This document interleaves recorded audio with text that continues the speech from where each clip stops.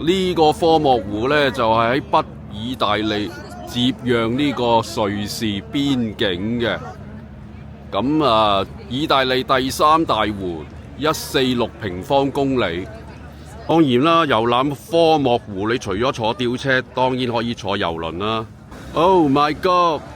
維修啊，吊車真係有啲可惜啦，搭唔到吊車上。試下呢啲服務都好，即刻出到啊，好似報紙咁啊！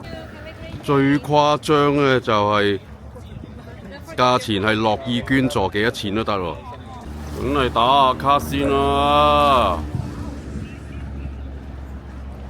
啊！呢間我諗係類似香港嘅半島酒店嘅級數。哇！比起西米歐尼嗰個湖，呢度又多一隻大嘅天鵝喎。睇翻上邊山頂啲樓呢，真係有啲似太平山頂啲屋啊！喺湖呢，望翻對岸突咗出嚟嗰個就係科莫大教堂嗰個圓拱頂啦。前邊呢，呢個呢就係呢度嘅紀念碑。到呢個紀念碑呢，休息一下，應該係佢設計啦。科莫湖嘅日落靚唔靚呢？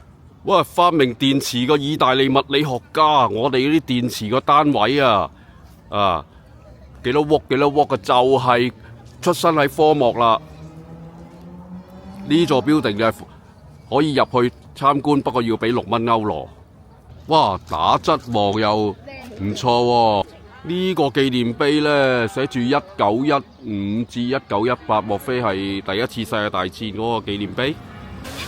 哇！不得了啦，不得了啦！哇！罰5000蚊。留意下佢屋頂呢，幾得意喎。哦，翻嚟呢個教堂啊，科莫大教堂嘅鐘樓啊。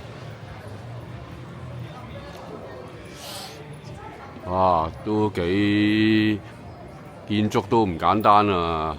喺嗰個年代啊，1396年起，1770年先至完工，真係用咗好多年喎起喎，啲雕刻都好仔細啊！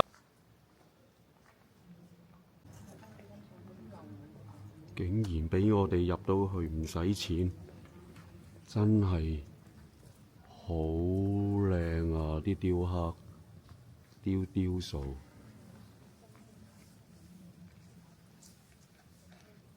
哇！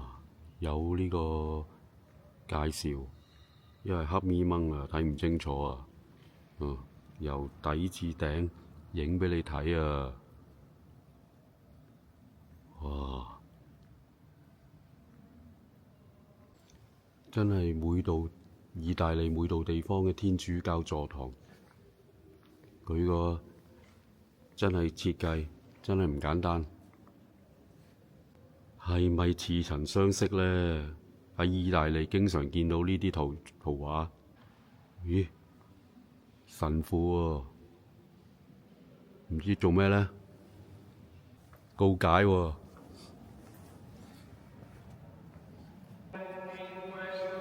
唔知做咩呢？幾個神父。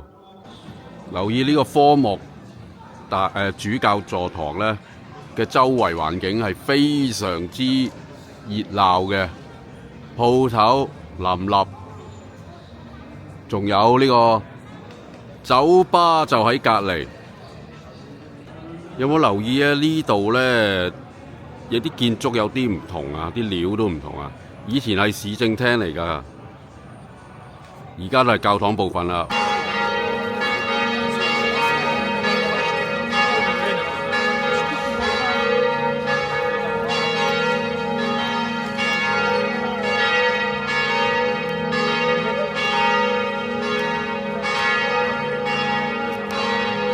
喺呢個教堂嘅另一邊，可以睇到呢有一座咁嘅建築物，幾靚喎，係文化中心嚟嘅。再見啦，科莫。